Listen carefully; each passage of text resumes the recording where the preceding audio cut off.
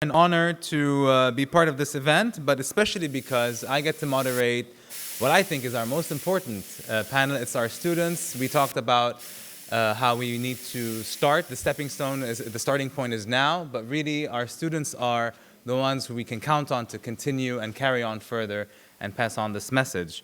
And so I will be introducing the panelists in turn, and who will be presenting on activities, on research revolving around gender equity, women and leadership, sexuality, and harassment. Our first panelist is Ms. Jumana Talhou.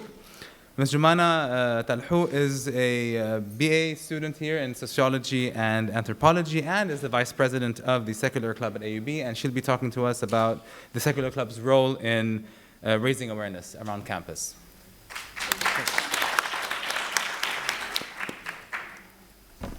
Hi. So I've been asked to speak about the Secular Club's role in promoting gender equity and women's rights on campus and in Lebanon. So I thought that the best way to start would be to point out the strong relationship between sectarianism and patriarchy. As with all forms of oppression, they're interrelated.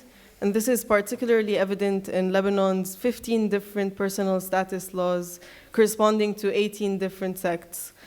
Under these laws, women are second-class citizens.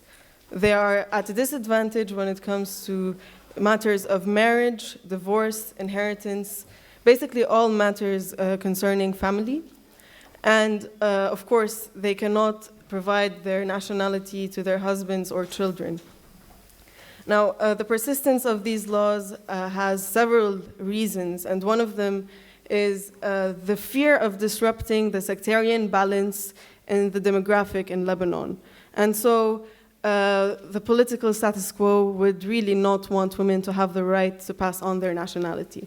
And another reason is the fear of stripping religious courts from the powers that they have. Because right now the notion of citizenship is very much related to the notion of sect. And if you dissociate these two, then sectarian identity is no longer that salient. The penal code also puts women at a great disadvantage, and one flagrant example is that while marital rape is not criminalized, abortion is. So for all these reasons, the Secular Club has been a big proponent for a unified personal status law and the right for civil marriage, and we've participated in protests off campus regarding these issues, and the most notable one was CAFA's protest on domestic violence 2 years ago. Now, obviously, this oppression is not only present in the legal apparatus of the state, it's involved in all of our social aspects, and one of them is education.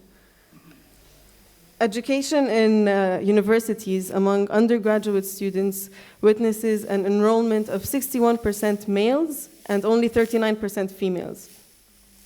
Luckily for us, this is not the case in AUB. AUB is a place where there are no discriminatory rules and regulations, and we seem to have come pretty far in terms of gender equity. Enrollment among students here is 48% male and 52% female. And I think AUB has provided a very open environment for any individual among these 52% to have a leading role in student activities and activism. And one example is the Secular Club. I think we have done well so far. The Secular Club has been managing an elections campaign since 2012 under the title of Campus Choice. So far, we have had 14 student representatives in the student government, and of these 14, 10 have been women. And of these 10 women, 2 have had cabinet positions in the student government. Now, all of this is fantastic, but I still think it's not enough. Secularizing an institution and providing equal opportunities does not eradicate sexism. What we have to do is make use of the open environment that AUB has provided us with to push forward the topics that are not spoken about still and that are hushed and overlooked in the context of patriarchy and victim blaming. So what we have to do is open these discussions on campus. And I think the Secular Club has contributed to this discussion over the past few years. We have hosted kafa on issues of sexual and domestic violence on campus more than once. And right now we have actually launched a Know Your Rights campaign, which is highlighting AUB policies and procedures with special emphasis on Title IX. And the purpose of this is that we want to show everyone who has been a victim of sexual and discriminatory harassment that they have options within this university, whether it's support from the Counseling Center or AUB MC, or whether it's filing a report to the Title IX coordinator. You have options. And finally, even though it's International Women's Day, and I think women's rights and respecting women's bodies and female bodies is far from being achieved, I have to mention that gender equity is not restricted to equality between men and women, and we have to recognize the struggles of gender non-conforming and trans individuals within our community. And this is, I think AUB is the perfect place to open up this discussion, and I'm glad we now have a platform among students to talk about these issues particularly, which is at the Gender and Sexuality Club, and I leave the floor to Patrick. Thank you.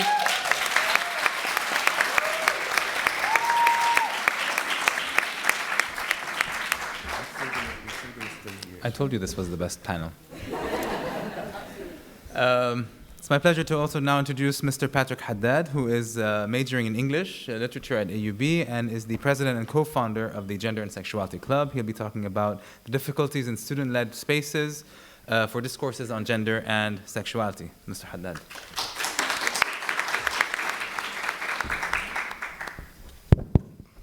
Hello. Good evening.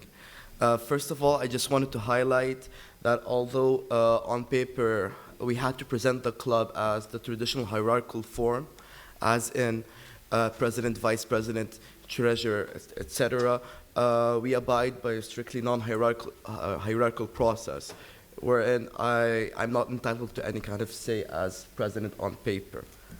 So anyway, it's my pleasure today to speak on behalf of the Gender and Sexuality Club as one of its co-founders.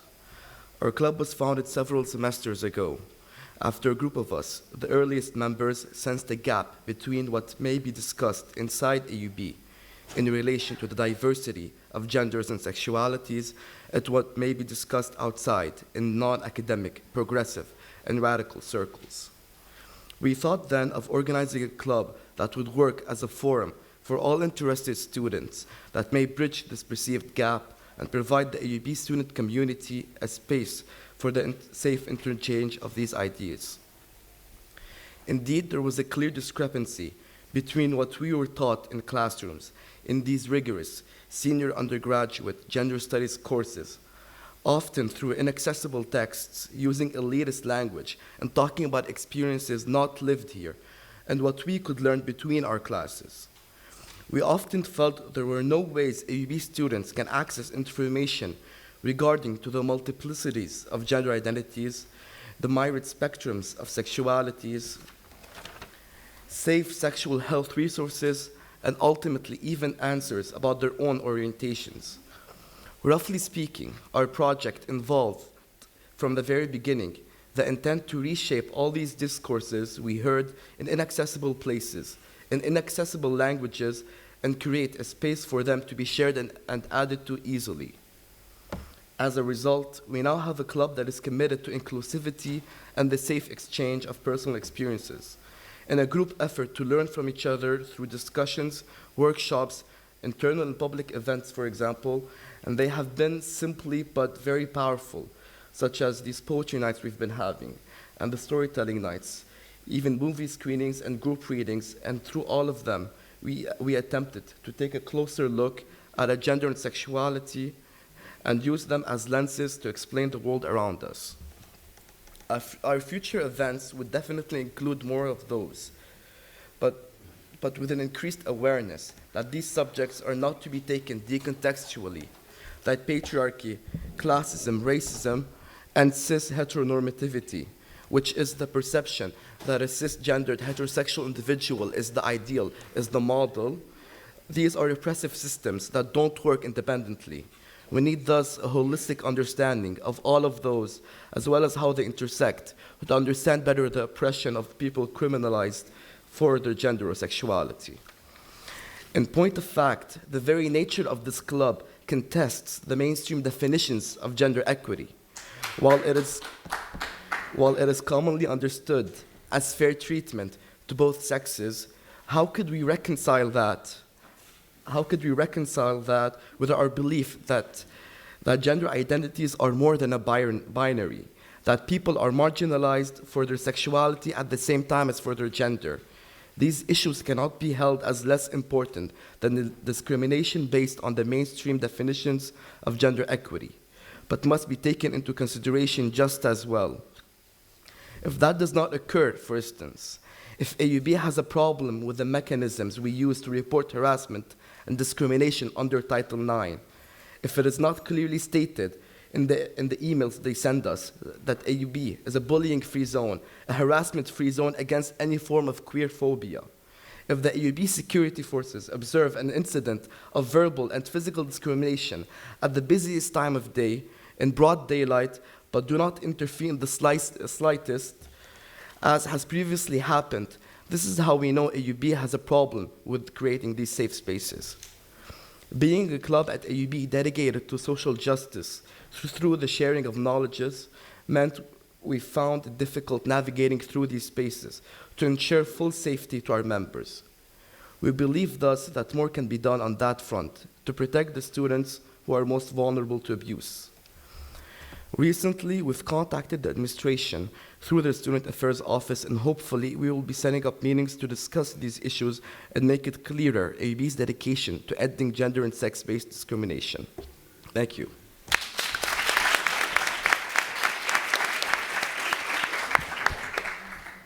Thank you. Our next panelist is Ms. Fida Alamuddin. Fida is an administrative officer in the FAS. Are you no longer? Used to be. Yep. Excuse me, I have to update my information. Research assistant, and she is completing her master's degree in education, leadership, and administration, and she'll be presenting her research on women becoming leaders, the case of women in higher education. Ms. Alamuddin, please. Good evening. So I'll be talking today about my thesis. It's titled Women Becoming Leaders, the Case of Lebanese Women in Higher Education. Before I begin, I'm a master's student in the education department, and specifically my specialty is under educational leadership and policy studies. So my thesis focuses, primarily on the women's experiences and their perspectives in former leadership positions. My interest in this topic began from the courses that I've taken in educational administration. We came across this topic both in the undergraduate I came across these topics in both my undergraduate and graduate courses, and that's when I decided to pursue it further. My thesis is, of course, under this gender equity, because it's going to discuss why we have this underrepresentation of women in leadership positions in university. And this topic is of great concern because internationally it has become a big concern, and there are empirical studies that are being pursued, but they're only discussing the barriers and facilitators. That's all happening in the West. Unfortunately, in the Middle East region, if we have anything, it's only what are the barriers that are women facing. We don't have, or we have minimal of what are the facilitators for women to reach these positions. My research questions are four. The first is, what are the factors that have hindered women, yet what are the facilitators that they have faced? The second, what has facilitated them, so the positive and the negative. The third is, what are the deliberate actions or the endeavors that have women taken for them to obtain these positions? And lastly, have they taken any formal training to actually obtain this position? My methodology is a qualitative approach because I would like to explore their perspectives and opinion. And specifically, it's going to be a case study, and I've chosen my university. The sampling technique is going to be the proportionate stratified random sampling technique. And in the next slide, I'll have how I have arranged it. I've used part from the university's hierarchy, and from the other part, we kind of improvised with my advisor because we didn't have that much number of women. So my data collection tools are going to be an in-depth individual interview, and then later on a focus group. So this is my sampling chart. It begins with the formal leadership positions, and then according to the university, it's divided into academic and managerial. And then here we have improvised a bit. So under academic, we have the middle level and the high level. Under the middle level, we have decided to choose associate and acting chairpersons or directors, mainly of an academic unit or anything even within an academic unit. And the other subgroup are the chairpersons or directors. As for the high level, they're going to be the interim associate provost, the deans, assistant or associate deans, and the other group, is also the director or associate director of these groups. I would like to highlight that both the middle and the high level are academic because they report directly to the provost, whereas the managerial positions, they usually go back to the associate vice presidents, or the president himself. I believe I have done, okay. The significance of my study, firstly, it's going to inform the university's administration of the success stories of the women and to foster the facilitation for them to later on, if we have more women, to foster this facilitation. To inform the university's administration of the barriers that women face and to hopefully try to eliminate or reduce them. And lastly, to generalize a few of the study's findings to different disciplines, because from the research that I have read, we really need this area, or at least to try to have something to progress from. And thank you.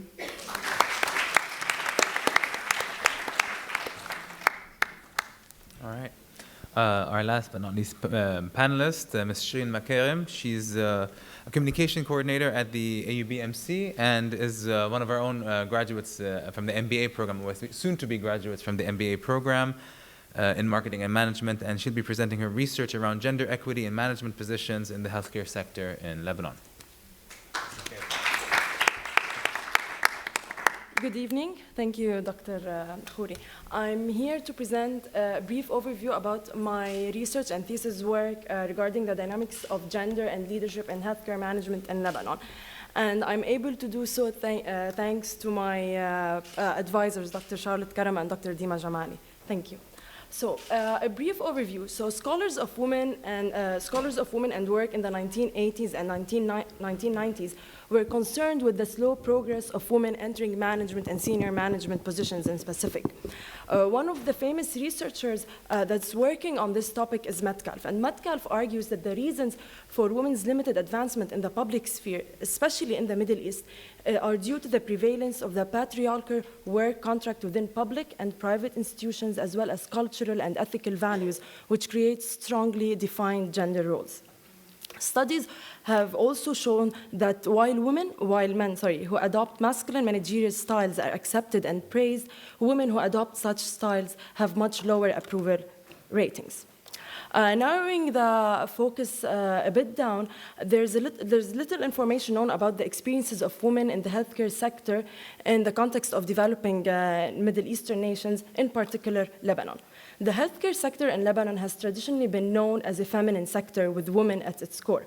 According to the Ministry of Public Health, the number of women in the healthcare workforce is increasing. Women currently comprise around 79% of the public workforce in the healthcare system, with the private sector providing 80% of the total employment. However, the positions that women hold in this sector are mainly administrative positions for support functions.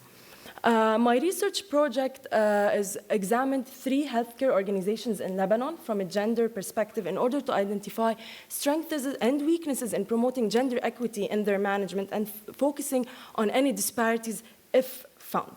So to properly investigate the potential impact of female top managers on organizational performance, the research probed 4 different layers for top management research, and these are societal context, organizational level, top management level, and individual characteristics.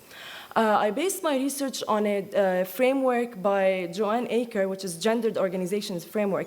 And through this framework, I'm able to examine the interrelations of practices, processes, actions, and meanings that result in and maintain gender inequalities in organizations. 4 main research questions emerged, and these research questions fall under the 4 processes that are under the gendered organization framework. The first question discusses where does the issue of gender equality enter into the equation of management processes in the healthcare sector in Lebanon. The second discusses any gender differences and aspirations for senior management positions in the healthcare sector in Lebanon. The third also tackles any unique conditions for career advancement in healthcare management and what are the factors that may be impeding gender equity. And the last discusses any supportive practices and policies designed to counter organizationally embedded gender biases in the healthcare sector. So definitely it's about the hospital, that senior management, and women advancing in their careers. So the methodology is definitely qualitative by nature, and the study made use of semi-structured interviews which were conducted with senior managers from different hospitals across Lebanon, and the hospitals were from urban and rural areas and of private and public nature. The interview questions, so each research question had several interview questions under it, and they focused on identifying the division of labor and access to and control over resources and benefits by men and women respectively. They identified constraints and opportunities in the larger context and reviewed the capacities of the relevant organizations in promoting gender equality. I'm currently in the data analysis stage, and in the data analysis stage, I would rely on the content analysis method, as it is a method that provides a systematic and objective means to make valid inferences from verbal, visual, and written data in order to describe and quantify specific phenomena. So after the data analysis, I'll be able to discuss my findings and hopefully present recommendations and suggestions to provide the hospitals ways and recommendations to promote and sustain gender diversity in their management. Thank you.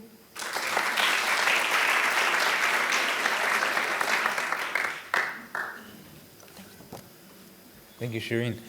We have a few minutes for questions to any of our panelists. Don't be shy. There's a lot of stuff they can. We have a question up at the top.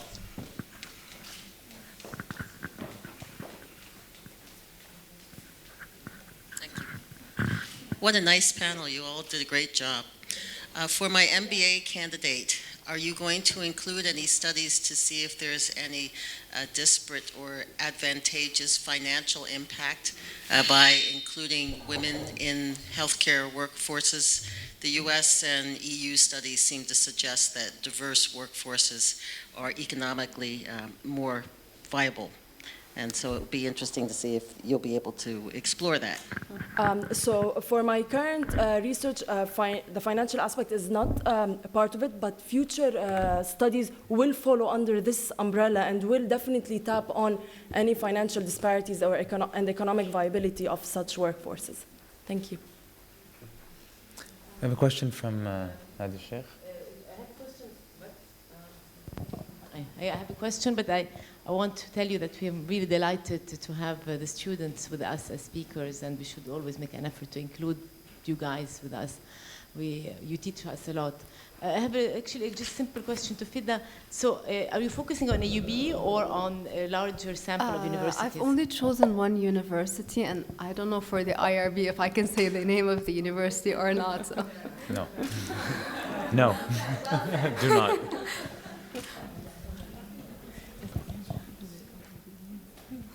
Other questions? Oh, over there. Thank you.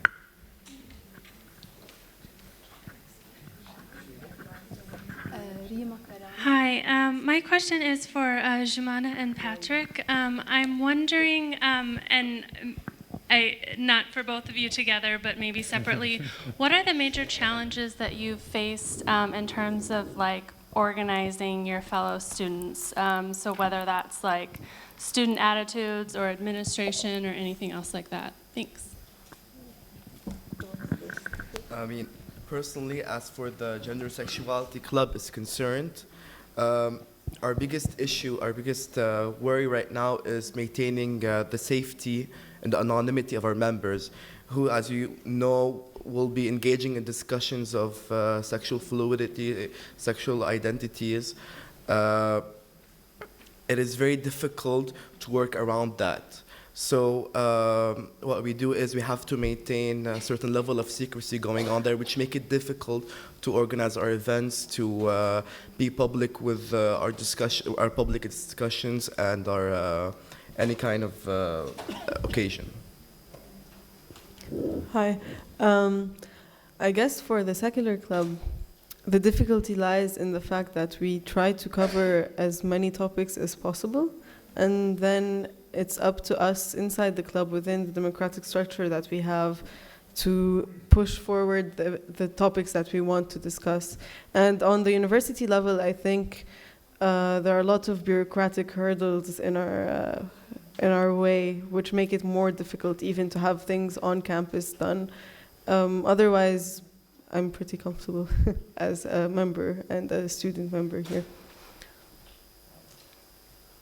So you should make a wish list. Add to your wish list. Indeed.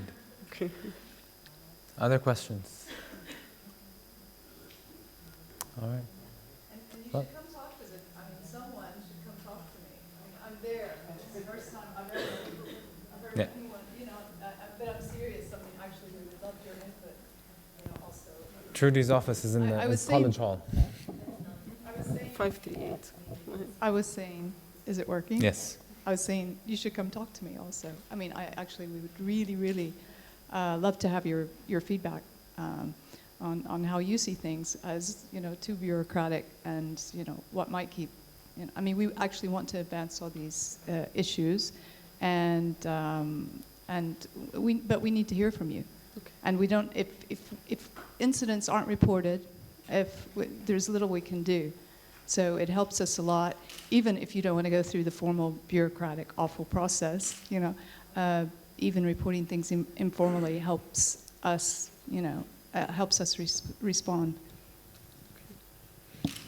All right. Please, round of applause for our panelists. Thank you so much.